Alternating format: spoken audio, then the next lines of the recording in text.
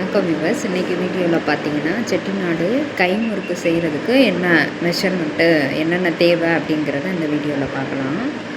இப்போ பாருங்கள், 1/4 கிலோ அரிசி மாவுக்கு 50 கிராம் வறுத்த உளுந்த மாவு, இதுதான் அளவு.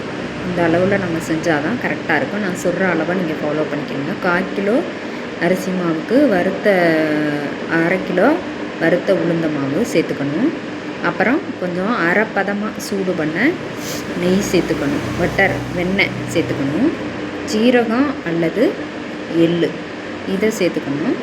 அதுக்கப்புறம் பார்த்திங்கன்னா தேவையான அளவு உப்பு, ஒரு சின்ன 1/4 டீஸ்பூன் உப்பு சேர்த்துக்கணும். தேவையான அளவு அந்த அரிசி மாவுக்கு தேவையான அளவு உப்பு சேர்த்துக்கிட்டு கொஞ்சமாக தண்ணி ஊற்றி பிசைஞ்சுக்கணும். பெருங்காயத்தூள் எல்லாமே சேர்த்துக்கிட்டு நல்லா மிக்ஸ் பண்ணி வச்சுட்டு அதுக்கப்புறம் இதை நல்லா எல்லாத்தையும் ஒன்றா மிக்ஸ் பண்ண பிறகு ரொம்ப தண்ணியாக போயிடக்கூடாது, நடு ஸ்டேஜில் இருக்கணும். உங்களுக்கு ரொம்பவும் கூலாகிடக்கூடாது, இதாகிடக்கூடாது.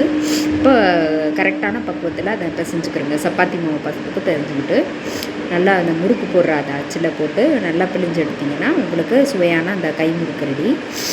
செட்டிநாடு இது ட்ரெடிஷ்னல் ஸ்நாக்ஸ். இது பார்த்திங்கன்னா நம்ம வீட்டில் தேவையான அளவு செஞ்சு வச்சுக்கலாம். வெளியில் வியாபாரத்துக்கு கொடுக்குறதுனால நம்ம கொடுக்கலாம். ரொம்ப யூஸ்ஃபுல்லாக இருக்கும். Thank you. Have a nice day.